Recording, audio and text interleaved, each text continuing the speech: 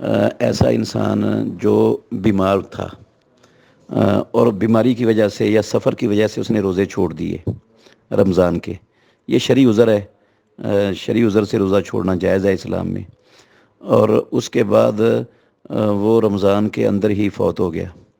تو یہ جو چھوٹے ہوئے روزے ہیں نا، یہ اس پر فرض ہی نہیں ہے، یہ اس کے ورثاء نے نہیں رکھنے۔ اسی طرح ایک شخص رمضان میں بیمار تھا، روزے اس نے چھوڑ دیے تندرست ہونے تک، وہ رمضان کے بعد بھی بیمار رہا اور اسی بیماری میں وہ فوت ہو گیا، تندرست ہوا ہی نہیں بعد میں، تو یہ روزے بھی اس پر اس مرنے والے پر فرض نہیں تھے، یہ اس کو چھٹی تھی اللہ کی طرف سے تندرست ہونے تک، تو تندرست ہوا ہی نہیں، یہ روزے بھی میت کے جو ہے نا وہ نہیں رکھنے کسی نے، ورثاء نے۔ اسی طرح ایک شخص بیمار تھا، اس نے روزے چھوڑے، پھر تندرست ہو گیا، روزے رکھ سکتا تھا، کسی وجہ سے نہیں رکھے، یا سردیوں کا انتظار کرتا رہا کہ سردیاں آئیں گی تو رکھ لوں گا، لیکن وہ اس سے پہلے فوت ہو گیا، تو یہ والے روزے وہ ورثاء نے رکھنے ہیں۔ یا اس نے نظر مانی تھی کہ اللہ نے میرا فلاں کام کر دیا تو میں اتنے روزے رکھوں گا، وہ نظر اس کی پوری ہو گئی،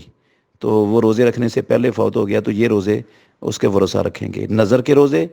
اور جو روزے اس نے چھوڑے تھے اور بعد میں اس کو موقع ملا روزہ رکھنے کا، روزہ رکھنے کی استطاعت بھی اس کے پاس تھی، اس نے کسی وجہ سے وہ روزے کو مؤخر کرتا رہا، تو یہ والے روزے صرف رکھنے ہوتے ہیں بس۔ جس رمضان میں بندہ فوت ہو گیا، وہ بعد والے روزے جو پہلے رکھے تھے وہ ہو گیا، جو بعد والے روزے ہیں وہ تو اس پر فرض ہی نہیں ہے، تو اس کے ورثاء نے کیوں پورے کرنے ہیں، وہ